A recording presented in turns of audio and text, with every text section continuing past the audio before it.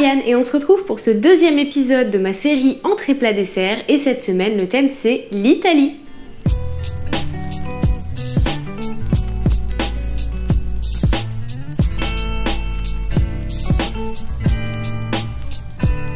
Pour ceux qui n'avaient pas vu le premier épisode, au cas où je vous remets le lien juste là, le thème c'était le Japon et pour le thème du jour, donc l'Italie, on va partir sur un menu intégralement vegan. Et on va pouvoir attaquer sans plus tarder par l'entrée et j'ai prévu des pains à l'ail. Alors là je vous conseille d'utiliser, si vous avez un hachoir manuel, bien évidemment on peut faire sans mais c'est juste extrêmement rapide si vous en avez un, donc si vous l'avez n'hésitez pas à l'utiliser.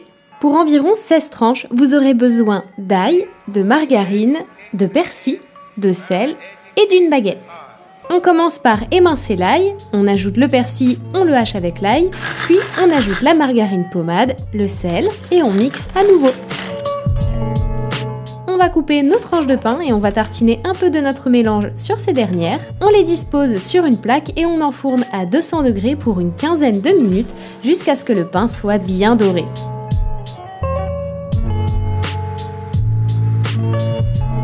Maintenant on passe au plat principal, les pâtes au pesto maison. Pour le pesto maison, je vais utiliser mon mixeur plongeant parce que comme je prépare pas non plus des grosses quantités, je trouve que c'est plus pratique et que j'ai plus de contrôle pour pouvoir vraiment obtenir une bonne texture bien lisse. Mais si jamais vous faites en plus grosse quantité ou que vous avez vraiment un bon blender, n'hésitez pas à l'utiliser. Mais moi en tout cas, je vais rester sur cet outil-là. On va avoir besoin de basilic, d'huile d'olive, de pignons de pain, d'ail, de levure maltée si vous aimez avoir un petit goût de fromage dans votre pesto, mais c'est facultatif, de sel et de poivre. On commence par faire torréfier les pignons de pain dans une poêle chaude sans matière grasse. Ce procédé va permettre à l'eau contenue dans les pignons de pain de s'évaporer et de concentrer leur saveur. Dans un récipient à bord haut, je mets le basilic, l'ail, l'huile, les pignons de pain torréfiés, la levure maltée, sel, poivre et on mixe jusqu'à obtenir un mélange bien homogène.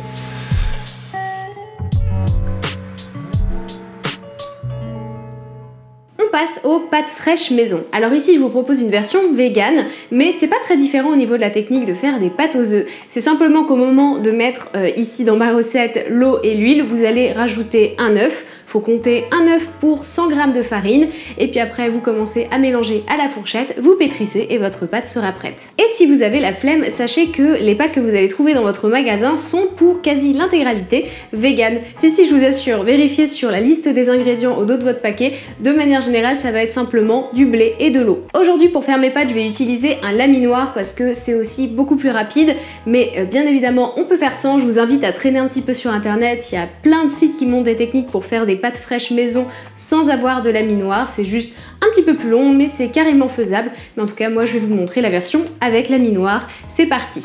On va avoir besoin de farine, de fécule de maïs, d'huile d'olive et d'eau tiède. Dans un grand saladier, je mélange la farine et la fécule. Je fais comme un puits et j'y ajoute l'huile et l'eau. Je commence à pétrir à la fourchette, puis à la main. L'idée c'est d'obtenir une pâte bien lisse qui ne colle pas. On filme et on met au frais pendant 30 minutes. Passé ce temps de repos, je mets un peu de farine de riz que j'aime bien utiliser pour éviter que la pâte n'accroche. On étale un peu la pâte et on va couper un petit bout pour le transformer en tagliatelle. Je le passe au laminoir et je monte les crans petit à petit pour avoir une pâte assez fine. Ici, j'ai monté jusqu'au cran numéro 5. Ensuite, on passe de l'autre côté pour la découpe en forme de tagliatelle. Et voilà ce que ça donne. Le temps de faire toutes les pâtes, mettez un peu de farine au fur et à mesure sur les pâtes que vous venez de faire pour éviter qu'elles n'accrochent entre elles. On fait chauffer ensuite un grand volume d'eau salée. Soyez généreux en sel, d'autant plus que la cuisson va être très rapide, donc si vous voulez que vos pâtes absorbent un peu de sel, ne lésinez pas sur la quantité. Pour être sûr, on goûte l'eau, ça doit vraiment goûter l'eau de mer. On verse les pâtes et c'est parti pour quelques secondes de cuisson. On sépare bien pour pas se retrouver avec des gros paquets agglutinés dès le début de la cuisson. Ici, 1 minute 15 de cuisson suffisait parce qu'elles étaient assez fines, mais malheureusement, le temps que je place ma caméra pour les égoutter, elles sont restées quelques secondes de plus et elles étaient un petit peu trop cuites à mon goût. Dans la même casserole, on vient mettre notre beau pesto maison, puis on va ajouter nos pâtes et on mélange.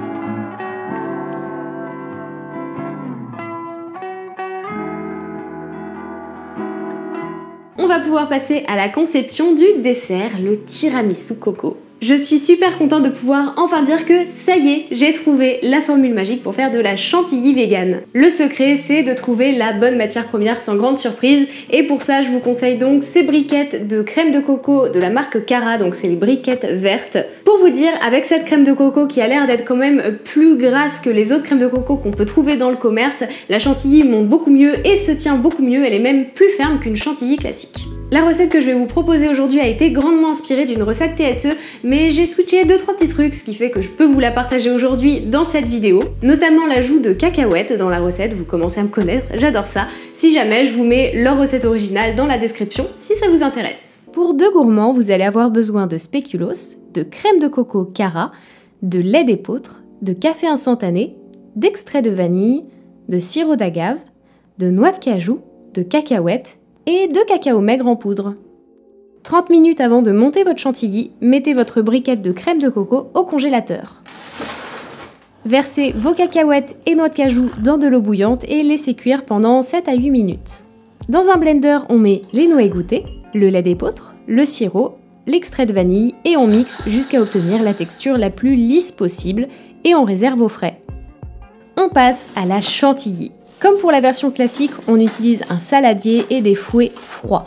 Moi, j'aime bien les mettre au congélateur quelques heures avant ma recette. Je verse ma crème de coco dans le saladier et on commence à battre en augmentant petit à petit les vitesses. Armez-vous de patience. Ici, ça a commencé à monter seulement au bout de 5 minutes et ma chantilly était prête au bout de 9 minutes. Attention à ne pas trop battre pour que la crème ne tranche pas. Elle doit être bien ferme et se tenir comme ici. On va ensuite incorporer la préparation à base de noix à la chantilly de coco.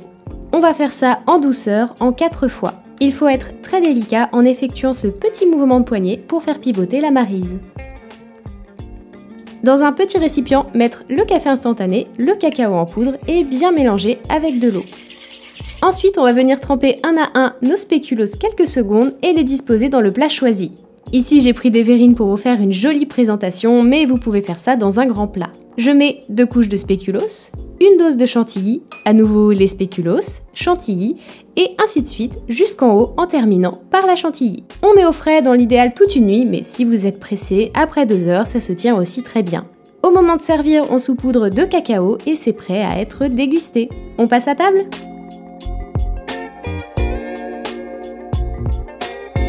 Bon, eh bien, on se retrouve ce soir pour un petit dîner à thème. Et le thème, comme tu l'auras deviné, c'est l'Italie. En entrée, des petites tranches de garlic bread. Donc je suggère que nous commencions par ça. Ça marche.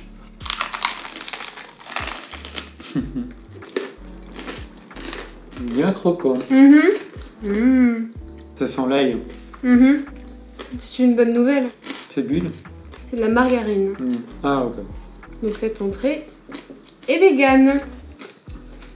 Et ça? Non. C'est vegan? Donc c'est des pâtes au pesto maison. Oh là là. Voilà. Maison. Tching.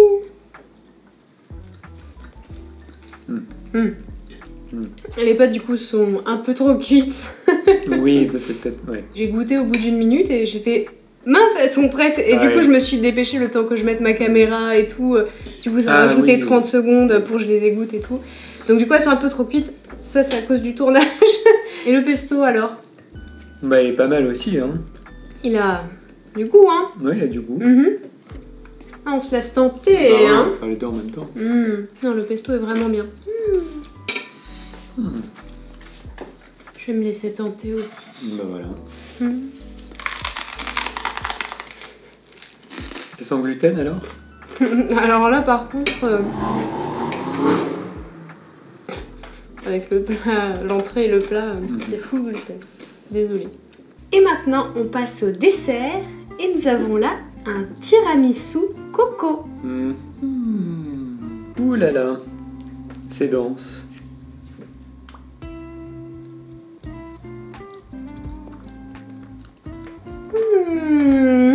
C'est un bon goût de coco. C'est un bon goût de spéculoos. C'est pas trop concentré en café. Non. Je l'ai pas trop trempé parce que tu sais, ils viennent mous assez vite et je voulais qu'il y ait... Comme je savais que ça allait reposer toute une nuit, Je voulais pas trop les tremper justement pour peut-être qu'ils soient croustillants, mais bon. Bon, ils sont pas croustillants. Non, ils sont pas croustillants. Dans les tiramisu classiques, oui. Ça croustille pas. Non. Ouais, bon bah donc ça va. Bah oui. Je suis bien. Ok. En tout cas, je suis vraiment contente du goût. Je le trouve très bon. Vraiment. Ouais. C'est très réussi. Bon bah, on va terminer de manger certainement notre moitié de tiramisu parce que c'est quand même des belles bêtes. Faites des pouces bleus et commentez parce que comme ça, il y aura plus de gens qui connaîtront la chaîne et il y aura encore plus de vidéos. Je sais pas s'il y aura plus de vidéos, mais en tout cas, je vais continuer avec ce rythme. Merci d'avoir regardé cette vidéo. Si vous avez des suggestions, encore une fois, de prochains thèmes pour les prochaines vidéos entrée plat dessert, n'hésitez pas à m'en faire part en commentaire et on se retrouve dans une semaine pour la prochaine vidéo.